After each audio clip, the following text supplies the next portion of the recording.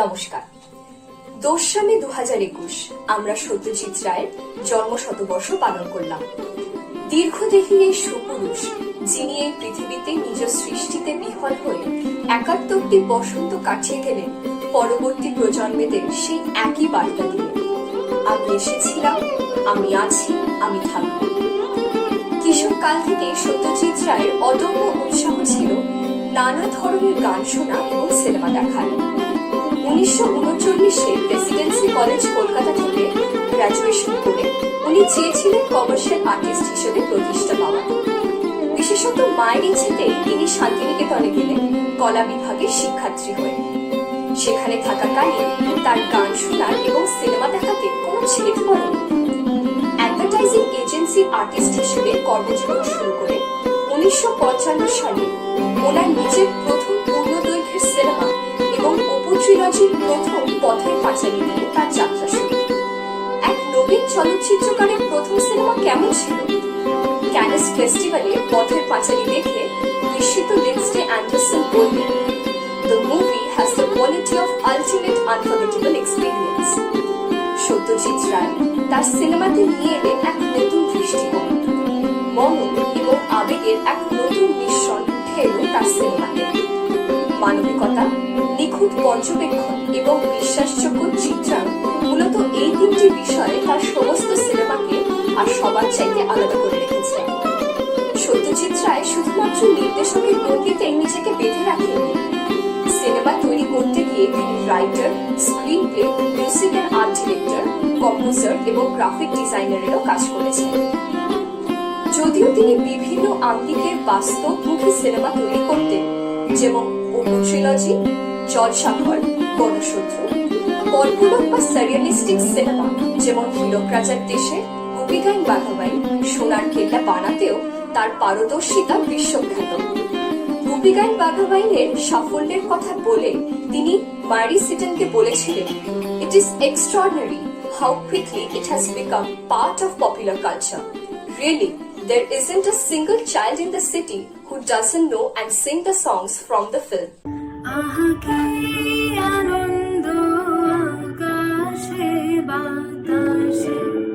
শাখে শাখে পাখি ডাকে, কত শোভা চারিপাশে, আহা কি আনন্দ আকাশে বাতাসে। আজকে মোদের বড়ই সুখের দিন, ঘরের বাঁধন ছেড়ে মোরা হয়েছি স্বাধীন, মোরা হয়েছি স্বাধীন। আজ আবার মোরা হব ঘুরে, মুলুক ছেড়ে যাব দূরে, ভরব ভুবন গানের সুরে। পুরানো দিনের কথা আসে মনে, পুরানো দিনের কথা আসে, ফিরে আসে, মনে আসে। আহা কি আনন্দ আকাশে বাতাসে।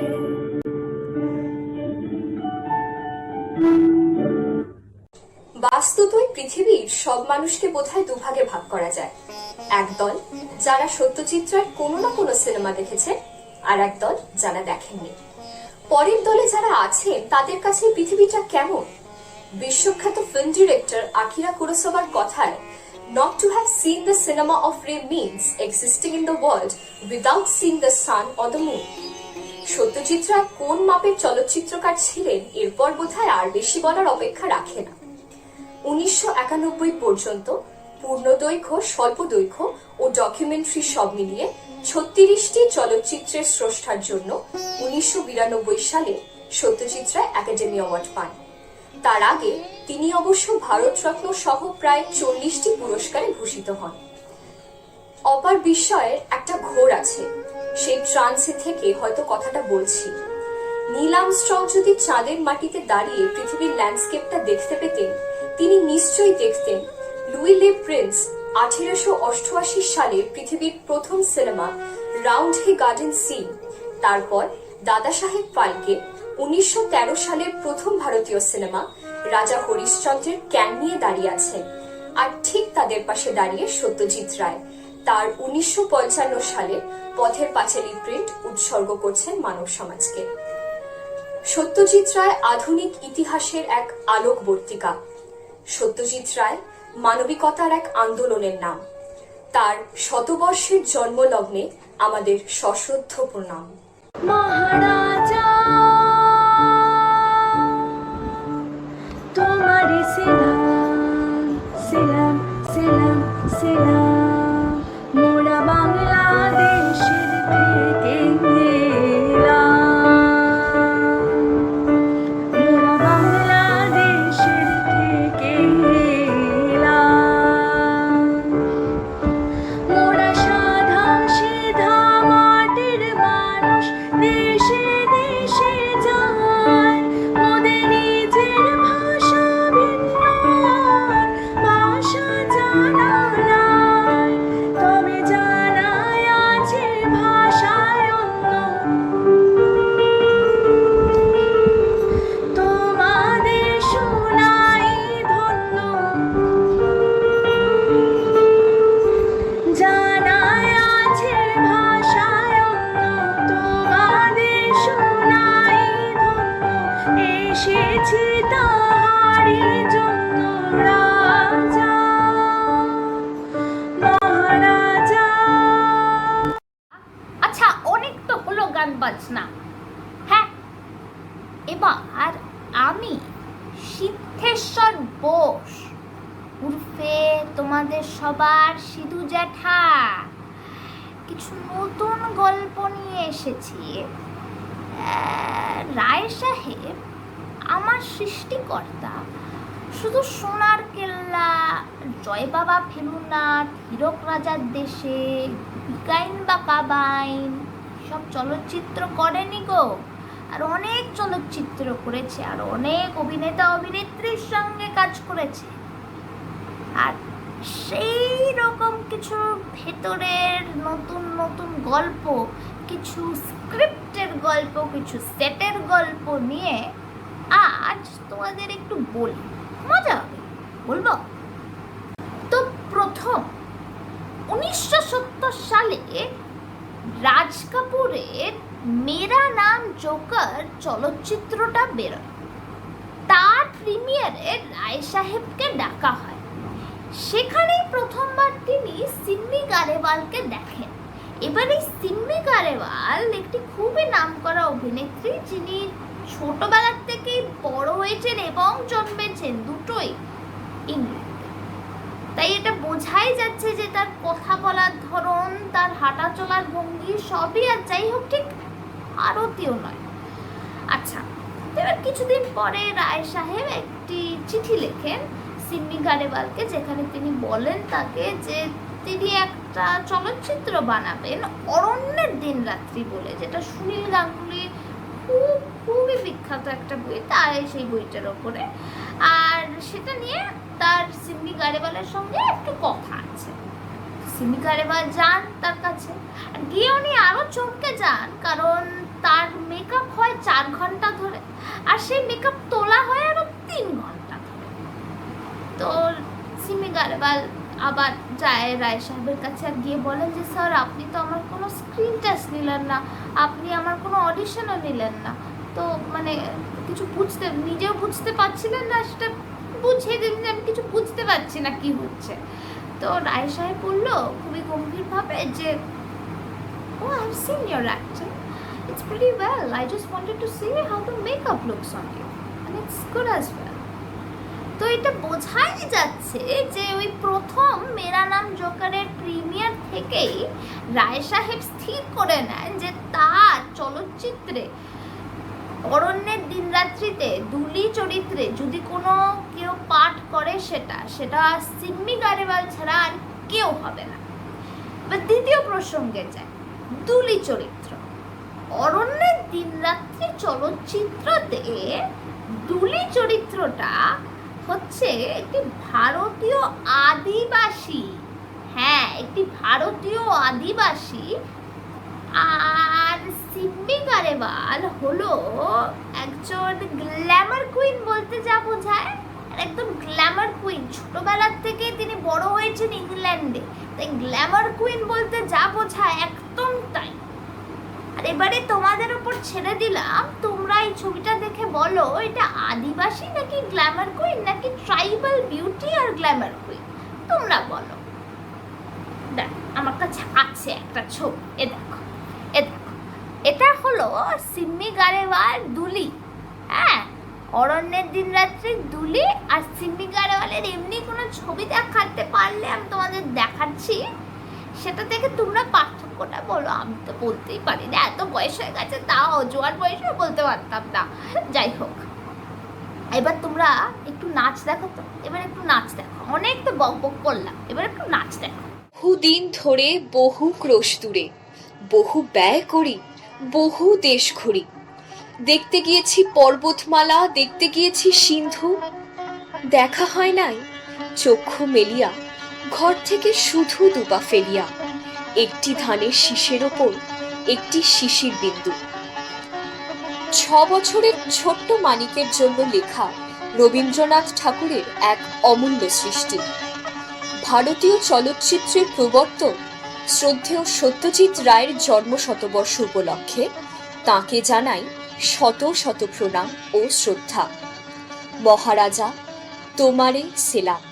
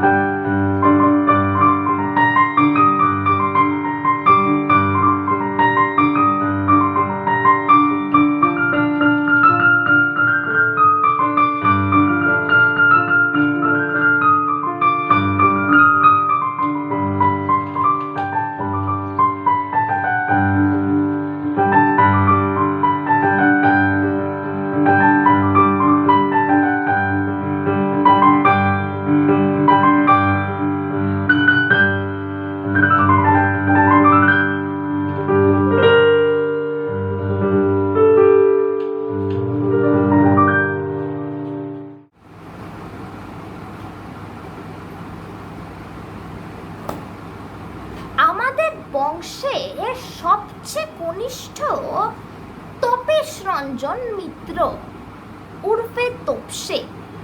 তার চেয়ে একটু বড় তার দাদা ফেলু উর্ফে প্রদোষচন্দ্র মিত্র। তার চেয়ে বয়োজ্যেষ্ঠ তাদের মিত্র লালমোহন গাঙ্গুলি উর্ফে জটায়ু। আর সবচেয়ে বড় কে জানো? তোমাদের সবার সিধু জ্যাঠা আমি। আজ ভাবলাম অনেক দিন হয়ে গেল কিছু গল্প বলা যাক। 1975 সালে রায় সাহেব আমার সৃষ্টিকর্তা লখনৌ যান। শতরঞ্জ কি খিলাড়ি বলে ওনার একটা চলচ্চিত্র নিয়ে রিসার্চ করবেন বলে যান। এটা মুন্সি প্রেমচন্দের একটা খুব পুরনো গল্প, দ্য চেস প্লেয়ার বলে বইটির ওপর চলচ্চিত্রটা করা। তো এবার লখনৌতে একদিন একটা মিউজিয়ামের ওয়াজদ আলী শাহর পোর্ট্রেটের সামনে রায় সাহেব বেশ অনেকক্ষণ ধরে পোর্ট্রেটটা দেখে। আর ওয়াজদ আলী শাহর মুখটা দেখে ওনার একজনের কথা খুব মনে পড়ছিল। তার মুখটা যেন তার চোখের সামনে ভেসে উঠছিল। সে কে ছিল বললে বিশ্বাস করবে? তোমরা সবাই শোলে মুভিটা দেখেছো? হ্যাঁ, সেখানে গব্বর সিংকে দেখেছিলে তো? আমজাদ খান, হ্যাঁ গব্বর সিং। সেই গব্বর সিং মানে আমজাদ খান আমাদের শতরঞ্জ কি খিলাড়ির ওয়াজদ আলী শাহ হয়ে যায়। মানে আমার তো এত বয়স হয়ে গেল, তাও আমি এইটা বুঝতে পারি না যে একদিকে আমাদের ওয়াজদ আলী শাহ আর আরেকদিকে আমাদের গব্বর সিং। মানে কন্ট্রাস্টটা বুঝতে পারছো তো? আমি তো বুঝতে পারছি না। মানে জটায়ুর ভাষায় সবই বেশ উটের পাকস্থলী হয়ে যাচ্ছে। এটাই বোধহয় রায় সাহেব ছিলেন, মানে মানুষকে দিয়ে সব রকমেরই ক্যারেক্টার করাতে পারতেন। যাক, আরেকটা গল্প নিয়ে আসি কিছুক্ষণ পর, ঠিক আছে?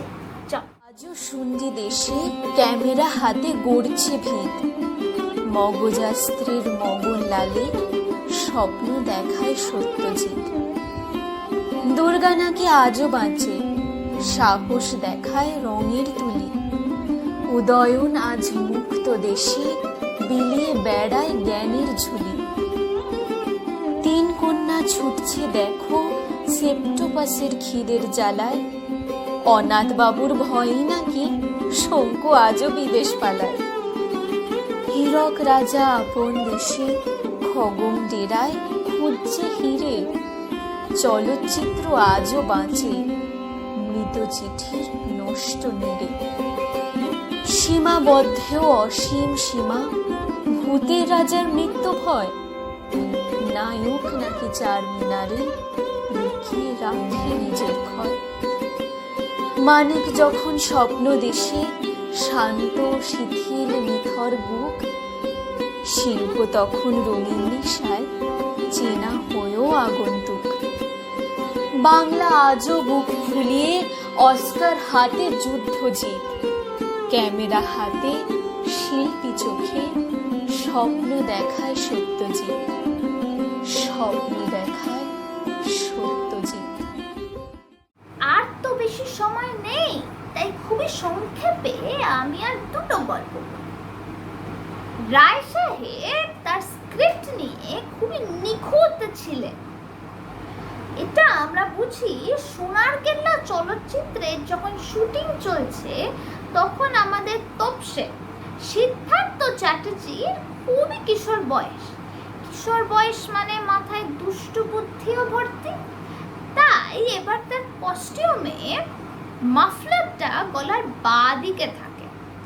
এবারে তিনি ভেবেছিলেন এটা তো আর কেউ দেখবে না, যথারীতি ভাবে কে আর মাফলার ওরম ভাবে লক্ষ্য করবে, তাই তিনি ওটা ডান দিকে করেন। কিন্তু সবাই এইটুকুনি ভুলে গেছিল বা উনি ভুলে গেছিলেন যে এটা রায় সাহেবের চলচ্চিত্র। তার চোখ যেটা পারফেকশন ছাড়া হয়তো আর কিছু বোঝেন না।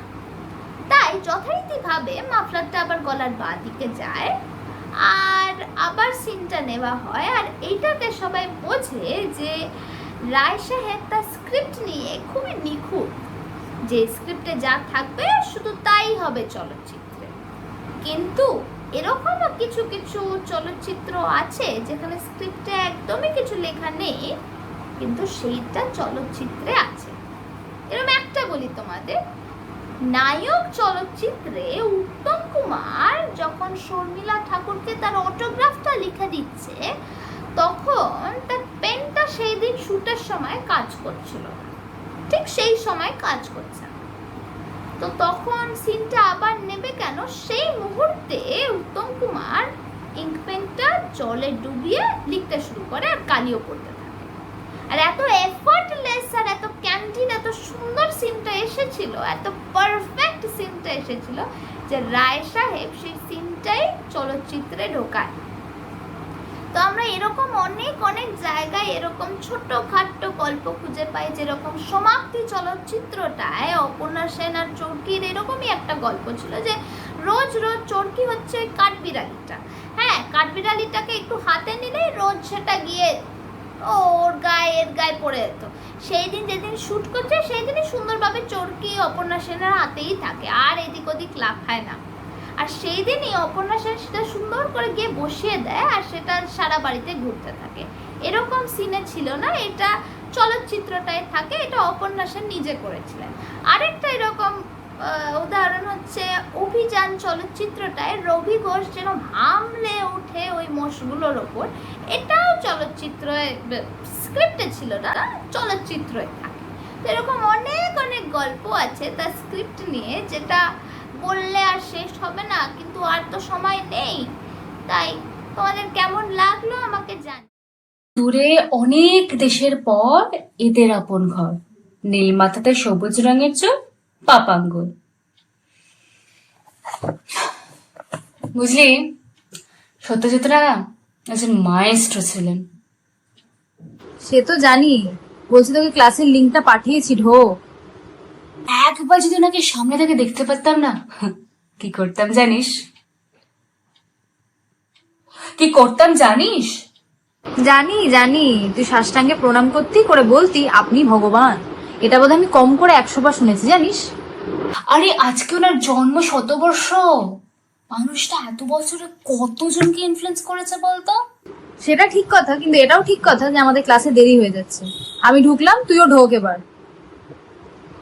আচ্ছা, সত্যজিৎ রায় জন্মদিনে তো অন্তত ছুটি দিতে পারত। যাই হোক, ঢুকি। হ্যাঁ মানে আজকাল এরকম অনেক নতুন নতুন জিনিস এসছে, দেখা যায়। আমায় দেখা যাচ্ছে? আরে দেখতে পাচ্ছেন? হ্যাঁ একেবারে হ্যাঁ ঠিক আছে। আসুন আসুন। তা তো সময় লাগিয়ে দিলেন জয়েন করতে। I'm so sorry. I think I'm in the wrong meeting. I will leave right away. I'm really sorry about this. আরে না না না না মশাই, রং মিটিং কেন হতে যাবে? আপনি তো কারেক্ট মিটিং এ এসেছেন। Nana, actually I'm supposed to join my class. I will leave. I'm really sorry about this. এ বাবা না, আরে আপনি ইনভিটেশন পাননি? আপনাকে তো আমরা ইনভিটেশন পাঠিয়েছি। আরে আজকে তো আমাদের সৃষ্টিকর্তার অনলাইন বার্থডে পার্টি। আরে কি বোকা বোকা কথা বলছে না? এর উপরে পরে ল্যাপটপটা হ্যাং করে গেল। পুরো বাবা।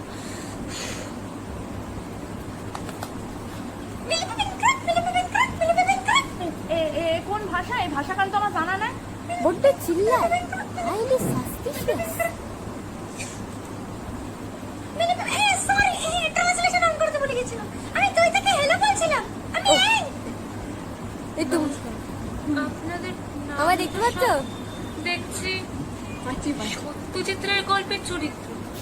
হ্যাঁ, কিন্তু আমি তো ঠিক ব্যাপারটা বুঝতে পারলাম না। আপনি ফোনটা দেখুন, দেখলেই বুঝতে পারবেন যে আমরা সবাই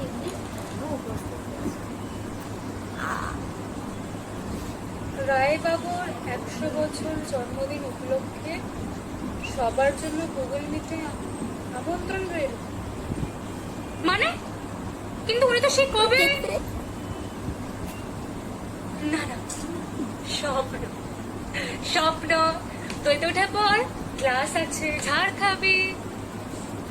আচ্ছা আচ্ছা আচ্ছা, না উনি কি সত্যি আসছে? আলবাত আসছে মশাই, নাহলে আর আপনাকে বলছি। আহা, না মানে আপনি বোধহয় ব্যাপারটা ঠিক বিশ্বাস করে উঠতে পারছেন না, তাই নয় কি? না না, নিশ্চয়ই করবো, কিন্তু আমি যে সত্যজিৎ রায়কে চিনি আরে উনি কি আসছে? নিয়তি না, এরকম কোনো সব- স্বপ্ন নাহি। মশাই আর কটা আছে? হ্যাঁ, আরে ফেলুদা তো বলেইছেন উনি আসবেন। আছে আছে, ফেলুদার টেলিপ্যাথির জোর আছে। ঠিক কথা। আমাকে দেখতে পাচ্ছেন? দেখতে পাচ্ছি মশাই। এই, ফেলুদা কিছু বলছেন? শুনতে পাচ্ছেন? চলে গেল ফেলুদা মশাই, চলে গেল। বুঝলে বাবা তপেশ রঞ্জন, তোমার ফেলুদার টেলিপ্যাথির জোরটা হয়তো আছে, কিন্তু নেটওয়ার্কের জোরটা খুবই দুর্বল দেখছি। ভালো দিয়েছেন মশাই এটা।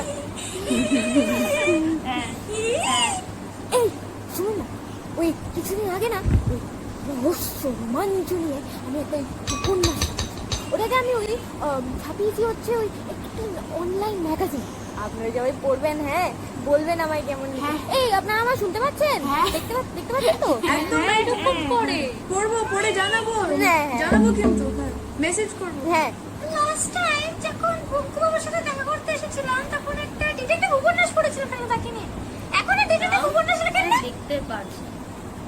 এখন তো আমার হাতে ইনভেস্টিগেশন কেসেসের থেকে তো বেশি চারিপাশে করোনা কেসেস বেড়ে গেছে, তাই এখন আমরা সবাই বেকার। আমারও তো এই করোনার লকডাউনে ঠিক একই অবস্থা, কিন্তু আমি বিশ্বাস করি জানেন, আমিও যাদের মধ্যে এখন বাড়িতেই সত্যিকারের বসে ট্যালেন্ট থাকে না, তাদের এই 10টা পয়সা 5টা নাই। চাকরি করে খাওয়ার কোনো আমার প্রয়োজন আমার পড়ে না। কলকাতার মুকানো দিকে খুন বন্ধ, তাই সারাদিন অর্জুন আমার প্রাইভেট সার্কাসে খিলা দিকায়, আর আমি দেখি হালুয়া মোহন বাবু মনে পড়ে।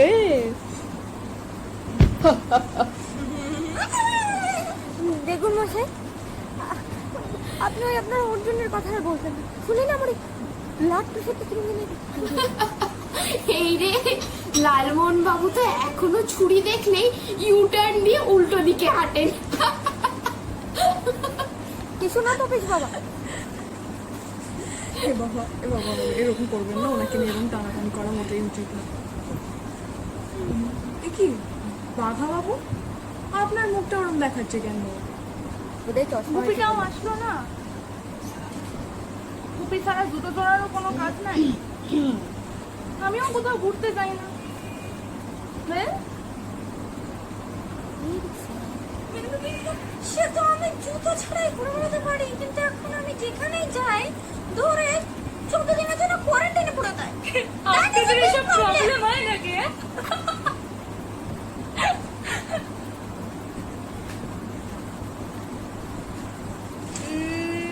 না মানে আপনারা গল্পের চরিত্র তো, হ্যাঁ তাই আর কি। কি মশাই, কি অপমানটাই না করলো। আরে গল্প হলেও সত্যি। কি বলছি, গল্প হলেও সত্যি। গান না তবে মশাই। এমন সময় গুপির একখান গান হোক, মনে হোক, পড়ে হোক। গেল। শুনবে নাকি? হ্যাঁ গানটা হোক না। আরে সত্যজিৎ বাবু তো এখনো ঢোকেননি দেখছি মিটিং এ। গানটা হোক। ওমা গান বাজনা হবে বুঝি? তো ভালো, কিন্তু ইস, খোকাটা জেগে থাকলে ভালো হতো। স্কুলেও যেতে পারে না, সারা দিন এখন একটু গানা বাজনা হলে তো আচ্ছাই হয়। আমারও বটে। হ্যাঁ নিশ্চয়ই। হ্যাঁ মশাই, আমি তো সমর্থন জানাচ্ছি। কিন্তু গুপি আমিও কিন্তু গুপিস আর গান কেমনে হবো? আমি না একটু আধটু গল্প গানে গান গাইতে পারি। ভালো, মিষ্টি আমি গাই? তুমি গাইবে? গাও, গান গাইবে শুনি।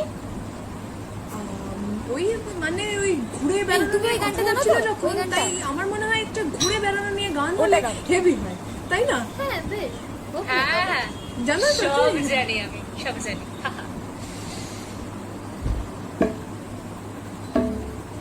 এনার্জি বাবা বাবু ওরম করবেন না, একটু ঠিক করে বাজিয়ে দিন, এটা গাক, আমরা একটু শুনি।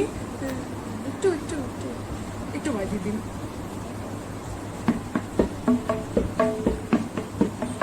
আচ্ছা, আবার মোরা হব ঘুরে, মুলুক ছেড়ে যাব দূরে, পড়ব ভুবন গানের সুরে, পুরানো দিনের কথা আসে মনে, পুরানো দিনের কথা আসে মনে, আসে ফিরে আসে। আহা কি আনন্দ আকাশে বাতাসে,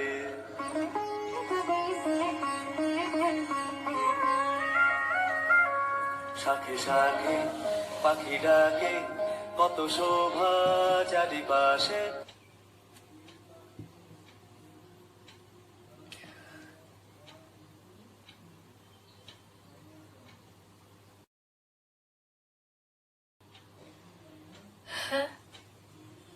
স্বপ্ন ছিল,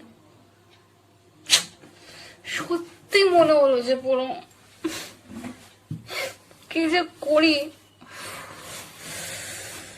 তো বলো স্বপ্নটা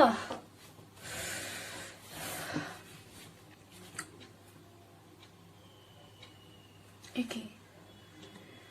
রায়বাবুর 100 বছর জন্মদিন উপলক্ষে সবার জন্য গুগল মিটে আমন্ত্রণ রইল। এটা কিছুক্ষণ আগে পড়েছিলাম না?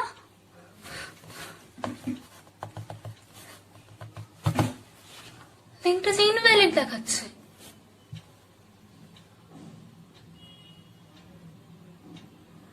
এই যে গ্যাংটকে নয়, গুগল মিটে গন্ডগোল।